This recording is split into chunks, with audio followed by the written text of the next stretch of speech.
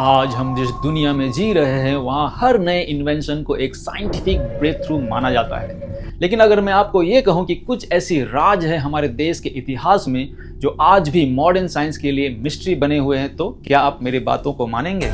शायद नहीं। लेकिन आपको जानकर हैरानी होगी, एंशिएंट इंडिया यानी भारत के इतिहास सिर्फ स्क्रिप्चर्स, राजा महाराजा, इन्वेशन या युद्ध तक सीमित नहीं है। इस देश ने कुछ ऐसे इंजीनियरिंग और साइंटिफिक मार्वल्स दिए हैं जो शायद अपने वक्त से कई हजार साल आगे थी। हमारे पूर्वजों की लीगेसी इतनी एडवांस थी कि वो आज के माइंड्स को भी कंफ्यूज कर देती है। आज के इस एपिसोड में हम हमारे देश के अद्भुत धरोहर और हमारे पूर्वजों की शानदार देन के बारे में जानने की कोशिश करेंगे।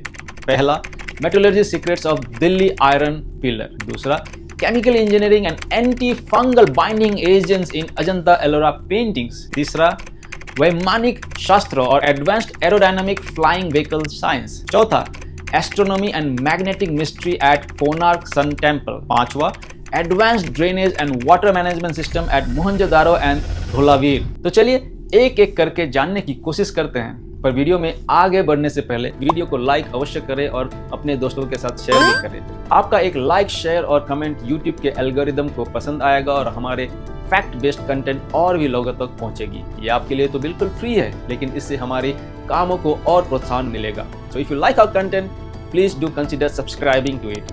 वीडियो में आगे बढ़ते हैं। सबसे पहले उदाहरण है दिल्ली का आयरन पिलर जो 1600 साल पुराना है। ये 5th सेंचुरी में गुप्त डायनेस्टी के टाइम पे बना था, चंद्रगुप्त द्वितीय के रूल में।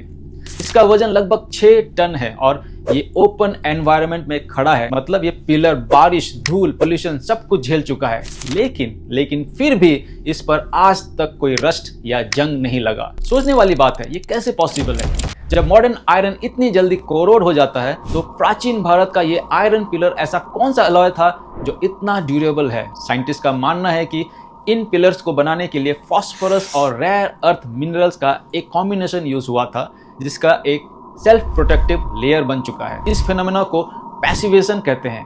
कैम्ब्रिज और IIT कानपुर जैसे इंस्टीट्यूट्स ने भी इस पिलर पर रिसर्च किया है और कंक्लूड किया है कि ये एक डेलिबरेट मेटलर्जिकल चॉइस थी, गलती से नहीं बल्कि जानबूझकर तैयार की गई थी, जो हमारे एंशिएंट इंडियन मेटलर्जिस्ट और एंशिएंट इंडियन आयरन स्मिथ्स की इंजीनियरिटी और स्किल को दर्शाता है। और अजंता और एलोरा केव्स के अंदर जो पेंटिंग्स है ना, वो भी कम अमेजिंग नहीं है। आजकल के ऑयल पेंट्स और एक्लेरिस भी देखो तो 50-60 साल में फेड हो जाते हैं, लेकिन इन केव्स में जो 1500 साल पुराने म्यूरल्स हैं वो अब तक भी एकदम वाइब्रेंट है। सबसे बड़ी बात तो यह है कि इन पेंटिंग्स में जो कलर्स यूज किए गए हैं वो नेचुरल मिनरल्स से बने थे, जैसे रेड ओकर, लापिस लाजुली और कार्बन ब्लैक। लेकिन सिर्फ कलर ही नहीं, जो उनको चिपकाने वाला एजेंट था ना, वो भी एक सीक्रेट फॉर्मूला था। नीम, रेजिन, काउडंग और प्लांट एक्सट्रैक्ट को मिक्स करके ऐसा कुछ बनाया था कि वो सिर्फ कलर्स को पकड़ के नहीं रखता था, बल्कि उनको वाटरप्रूफ और एंटी फंगल भी बना देता था। Can you imagine? Anti fungal? ये कोई ऐसा वैसा फॉर्मूला नहीं है भाई, ये तो बहुत डीप केमिकल नॉलेज और सालों की रिसर्च का रिजल्ट था। सच में ये देख के दिमाग हिल जाता है कि कैसे हमारे पूर्वजों ने सदियों पहले केमिकल इंजीनियरिंग का इतना गहरा नॉलेज दिखाया, और ये वो कमाल है जो आज के साइंटिस्ट को भी हैरान और क्यूरियस कर देता है जब भी वो इस पुरानी मास्टरपीस को एनालाइज करते हैं।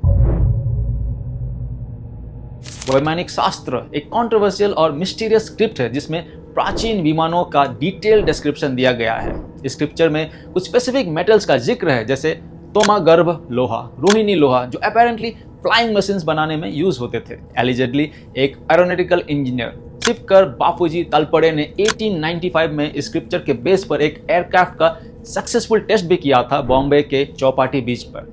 लोगों का मानना है कि ब्रिटिश मीडिया ने इस इवेंट को कवर नहीं किया, इसी वजह से ये इंसिडेंट हिस्ट्री के अंधेरे में चला गया। आज भी इस शास्त्र पर डिबेट होती है।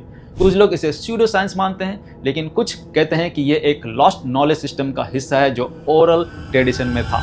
आज का साइंस भले ही इस पे शक करे, लेकिन वैमानिक शास्त्र का हमारे भारत में एक बड़ा कल्चरल इम्पैक्ट रहा है। खासकर हमारे देश में ये कभी कभी हमारी शानदार प्राचीन भारतीय टेक्नोलॉजी की शक्ति का प्रमाण के तौर पर देखा जाता है। और तो और ये उन लोगों में भी बहुत मशहूर है जो एंशिएंट एस्ट्रोनॉट थ्योरीज और ऑल्टरनेटिव हिस्ट्री में विश्वास रखते हैं, जो हमारी विरासत की महानता को और भी बड़ा कर देती है।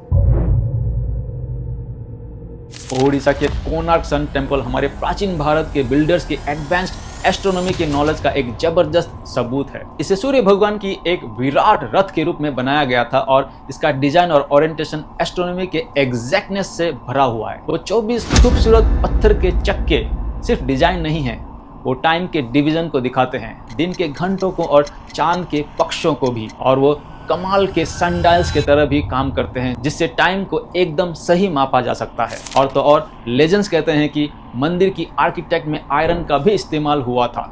पत्थरों के बीच में आयरन प्लेट्स लगाए गए थे और सबसे ऊपर एक अद्भुत बड़ा लोड स्टोन था। ये जो मैग्नेटिक अरेंजमेंट था उसको बारे में कहा जाता है कि वो सिर्फ बड़े स्ट्रक्चर को जोड़े हुए नहीं था, बल्कि कुछ लोगों के हिसाब से सूर्य भगवान की मूर्ति को जादू की तरह हवा में फ्लोट करता था। भले ये मैग्नेटिज्म थ्योरी आज डिबेटेबल है, लेकिन उन आर्किटेक्चरल डिजाइन में ऐसे एडवांस्ड कॉन्सेप्ट्स का सोचना ही हमारी प्राचीन साइंटिफिक समाज की गहराई को दिखाता है। पूर्व की तरफ फेस करता हुआ मंदिर ये सुनिश्चित करता है कि सुबह की पहली किरण मेन एंट्रेंस पर पड़े और भगवान की मूर्ति को रोशन करे।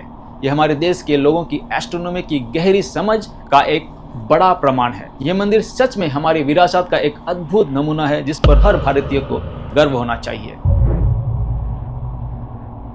ये जानकर बिल्कुल हैरानी होता है कि हजारों साल पहले हमारे एंसेस्टर्स ने 3000 बीसी में मोहनजोदारो और धोलावीर में ऐसे सोफिस्टिकेटेड वाटर मैनेजमेंट सिस्टम और ड्रेनेज सिस्टम बनाए थे जो आज के मॉडर्न अर्बन प्लानर्स को भी चौंका देते हैं। मोहनजोदारो में सोचो, हर सड़क के साथ मेटिकुलसली लेड ब्रिक लेन ड्रेन्स थे और वो भी इंडिविजुअल घरों तक कनेक्टेड थे। उस जमाने में ये सिटी वाइड सैनिटेशन का लेवल था कि हम आज भी पूरी तरह से अचीव करने में स्ट्रगल कर रहे हैं। पता है उससे भी सरप्राइज वाली बात क्या है? ये सिर्फ ड्रेन्स नहीं थे, वो अक्सर कवर्ड होती थी और उनमें सोक पिट्स और सेटलिंग चैम्बर्स भी बने हुए थे मेंटेनेंस के लिए। Really manholes and settling chambers अलग ही लेवल की डिजाइन प्लानिंग और एंटिसिपेशन था भाई। Hats off to them. अब जरा धोलावीर में देखिए, ये एक ड्राई एरिया में सिचुएटेड है और इसकी इंजीनियरिटी आपको हैरान कर देगी। उन्होंने ना सिर्फ पानी का मैनेजमेंट किया बल्कि उन्होंने उसे हार्वेस्ट भी किया। Seriously they new rain water harvesting technique in that age. बड़े बड़े रिजर्वर्स, डैम्स और चैनल्स के नेटवर्क से एक वाटर कंजर्वेशन सिस्टम जो मुश्किल हालत में भी थ्राइव करने के लिए डिजाइन किया गया था। उसके बड़े बड़े रॉक कट्स, रिजर्वर्स और स्टीप वेल्स का स्केल तो दिमाग घुमा देती है। ये जान के गर्व होता है कि हमारे पूर्वजों में हजारों साल पहले इतनी गहरी इंजीनियरिंग स्किल्स और पानी की फ्लो और कंजर्वेशन की समझ थी, जिससे उन्होंने अर्बन एनवायरनमेंट्स बनाया जो ना सिर्फ फंक्शनल थे बल्कि कमाल की हाइजीनिक भी थी। उनकी फोरसाइट और वाटर मैनेजमेंट में टेक्निकल पावर सच में एक सबूत है उस एडवांस्ड सिविलाइजेशन का जो कभी हमारे धरती पर फला फूला था।